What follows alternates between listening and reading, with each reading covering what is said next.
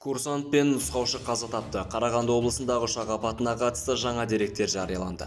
Қарағанды облысындағы ұшақ апатына қатысты жаңа мәлімет жарияланды. Апатты жағдайда ұшыраған ұшақ бортында нұсқаушы мен курсант болған деп хабарлайды kaz.kz тілшісі әуе қорғанысы күштеріне сілтеме жасап.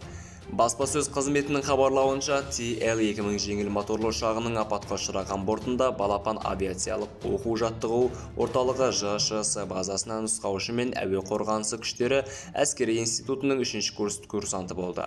Ол нұсқаушы мен оқу-жаттығу ұшуын орындаған.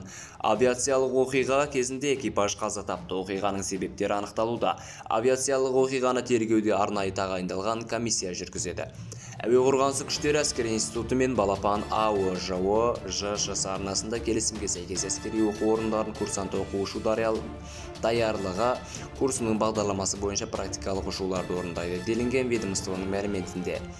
Әуе қорғанысы күштері әскери институтының басшылығы тарапынан әскери қызметшінің отбасына көмек көрсету бойынша барлық қажетті шаралар қабылданатын болады.